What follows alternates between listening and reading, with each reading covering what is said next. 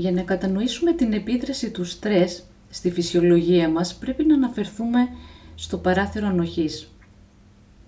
Ο Σίκελ, ψυχίατρος και νευροβιολόγος, επινόησε τον όρο αυτό για να περιγράψει τις φυσιολογικές αντιδράσεις του νευρικού μας συστήματος. Η ιδέα είναι ότι τα ανθρώπινα όντα έχουμε μια βέλτιστη ζώνη διέγερσης. Κατά τη διάρκεια της ημέρας λειτουργούμε με ένα συγκεκριμένο επίπεδο άγχους και η ζώνη στην οποία ένα άτομο μπορεί να διαχειριστεί καλά αυτό το άγχος ονομάζεται παράθυρο ανοχής. Όσο το άγχος παραμένει σε αυτό το παράθυρο, δεν υπάρχει τίποτα ανησυχητικό και λειτουργούμε καλά. Οι δύο κλάδοι παίζουν ένα χαρούμενο παιχνίδι και συνεργάζονται για να διαχειριστούν τις αντιδράσεις του σώματος ανάλογα με την κατάσταση. Για παράδειγμα, εάν αργείτε σε μια συνάντηση, το συμπαθητικό νευρικό σύστημα μπορεί να χτυπήσει μια επιδιέγερση τη στιγμή της βιασύνης ή της ανησυχίας ή της καθυστέρησης. Μόλις φτάσετε όμως στη συνάντηση, το παρασυμπαθητικό νευρικό σύστημα αναλαμβάνει να επαναρρυθμίσει το σώμα πίσω σε ηρεμία και κανονική λειτουργία. Όταν ένα άτομο βρίσκεται εντός του παραθύρου της ανοχής του, έχει μια διαχειρίσιμη ροή συναισθημάτων, είναι σε θέση να σκέφτεται λογικά, να στοχάζεται, να διακρίνει, να λειτουργεί καλά και να παίρνει αποφάσεις χωρίς να αισθάνεται συγκλονισμένο. Εάν αυτό το άτομο βιώσει άγχος που το φέρει κοντά στην άκρη του παραθύρου του, είναι συνήθως σε θέση να αξιοποιήσει στρατηγικές επαναφοράς, αποτρέποντας το άλμα προς τα έξω. Αλλά με τα παρατεταμένα και άνευ προηγουμένου επίπεδα άγχου σήμερα και σε ορισμένες περιπτώσεις θλίψη, χρόνιο στρες μεταξύ άλλων τραυμάτων, φαίνεται σαν όλα να μας πρόχνουν έξω από αυτό το παράθυρο.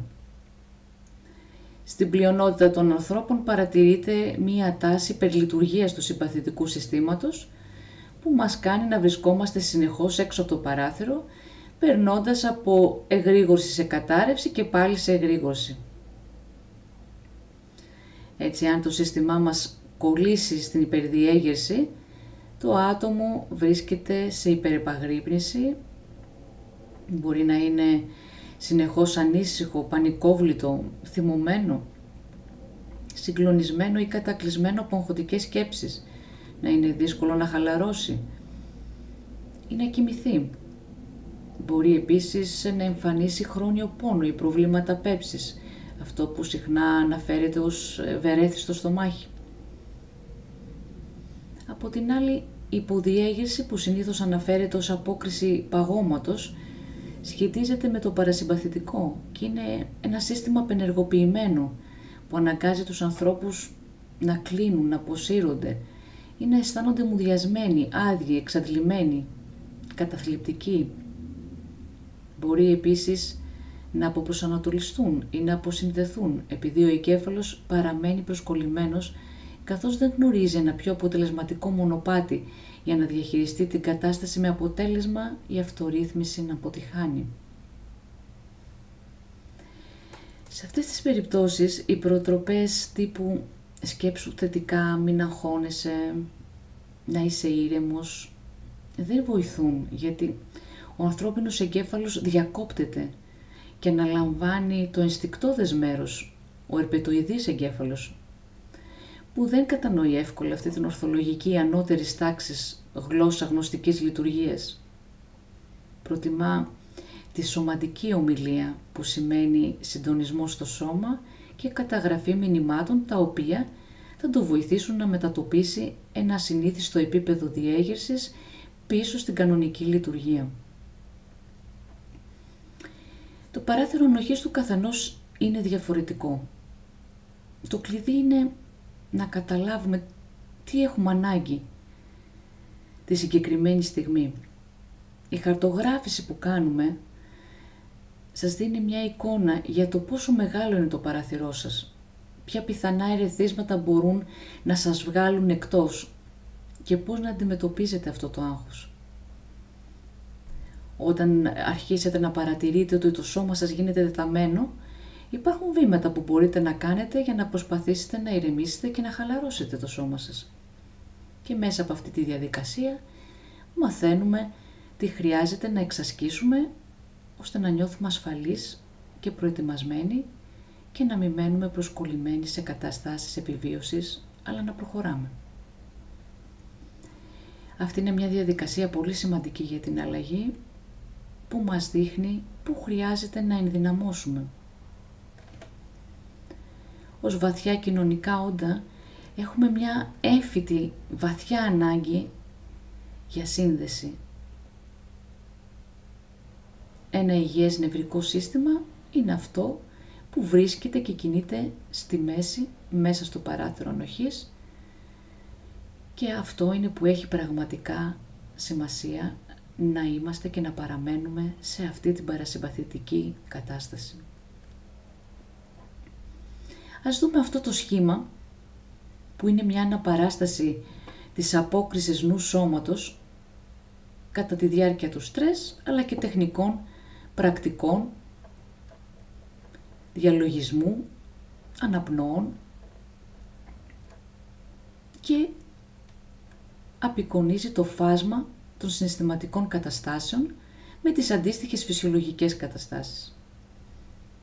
Το μεγάλο εξωτερικό οβάλ αντιπροσωπεύει την ομοιοστατική κατάσταση του σώματος, ενώ το μέγεθος του εσωτερικού οβάλ αντιπροσωπεύει ένα χαοτικό ή ήρεμο φάσμα σωματικών προσαγωγών σημάτων. Το μέγεθος του εγκεφάλου αντιπροσωπεύει τη συνολική γνωστική ικανότητα και το επίπεδο ελέγχου που ασκεί στη συνολική ομοιόσταση. Έτσι, στο αριστερό άκρο του φάσματος, στην παρασυμπαθητική διαλογιστική κατάσταση, η καρδιά είναι μικρότερη για να απεικονίσει μειωμένο καρδιακό ρυθμό και αυξημένη καρδιοαναπνευστική συνοχή. Η καρδιά και ο εγκέφαλος απεικονίζονται συνδεδεμένα για να απεικονίσουν τον αυξημένο συγχρονισμό και τη συνοχή που εμφανίζεται σε πιο ήρεμες καταστάσεις. Ο εγκέφαλος είναι μεγάλος για να παρουσιάζει αυξημένες γνωστικές ικανότητες κατά τη διάρκεια αυτής της κατάστασης και η σφαίρα που αντιπροσωπεύει τα προσαγωγικά σήματα από το σώμα είναι μικρότερη σε μέγεθος για να απεικονίζει λιγότερη χαοτική και πιο συγχρονισμένη σηματοδότηση. Στο δεξιό άκρο του φάσματος, στο κόκκινο βάλ, βλέπουμε τη συμπαθητική κατάσταση. Το προσαγωγικό σήμα από το σώμα είναι μεγαλύτερο για να απεικονίσει πως κυριαρχεί ο εγκέφαλος και αποσπά την προσοχή από ισχυρά και χαοτικά σήματα σε όλο το σώμα. Η καρδιά είναι επίσης μεγαλύτερη για να δείχνει τον αυξημένο καρδιακό ρυθμό κατά τη διάρκεια αυτής της κατάστασης και τη μειωμένη καρδιοαναπνευστική συνοχή. Ο εγκέφαλος εμφανίζεται μικρότερος για να απεικονίσει τις μειωμένες γνωστικές ικανότητες σε καταστάσεις άγχους και στρες. Επιπλέον, κατά τη διάρκεια αυτής της κατάστασης, ο εγκέφαλος και η καρδιά απεικονίζονται ως χωριστές, επειδή πολλές νευρικές και φυσιολογικές ταλαντώσεις αποσυγχρονίζονται κατά τη διάρκεια αυτής της κατάστασης. Συνολικά ένα χαλαρό μυαλό συνδέεται με μειωμένη διέγερση και καρδιοαναπνευστική συνοχή. Ενώ μια ψυχική κατάσταση στρες ή άγχους με έντονα ενεργοποιημένα κέντρα συναισθημάτων στον εγκέφαλο, πιο αποσυγχρονισμένους καρδιοαναπνευστικούς ρυθμούς και υψηλή διέγερση σε όλο το σώμα.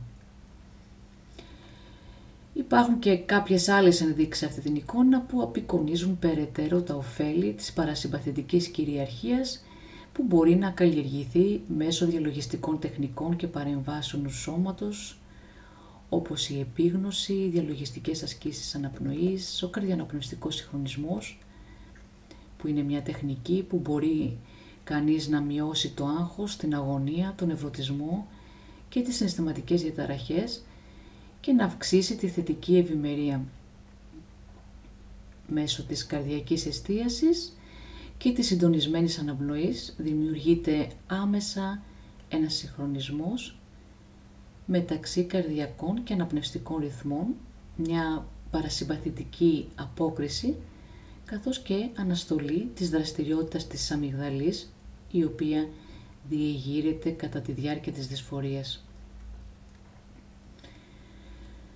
Αυτό δημιουργεί ένα σταθερό πρότυπο του ρυθμού της καρδιάς που έχει ως αποτέλεσμα μια βέλτιστη κατάσταση που το Χάρτον ονομάζει συνοχή, στην οποία η καρδιά, ο νους και τα συναισθήματα λειτουργούν συγχρονισμένα και ισορροπημένα και το ανασωπητικό, ορμονικό και νευρικό μας σύστημα λειτουργούν σε ενεργητικό συντονισμό.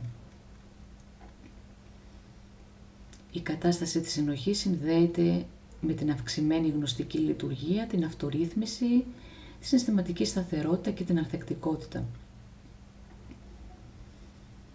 Οι περισσότεροι περιγράφουν τη συνοχή σαν μια ήρεμη ζωντάνια μέσω των συναισθημάτων που αναδύονται σε αυτή τη ζώνη. Το βάθος των αισθήσεων, τις αλλαγές στο σώμα, περιγράφουν ότι νιώθουν πιο υγειωμένοι, με μεγαλύτερη παρουσία, ενέργεια. Ζώντας τη διαφορά, θα δώσετε το δικό σας ορισμό στη συνοχή.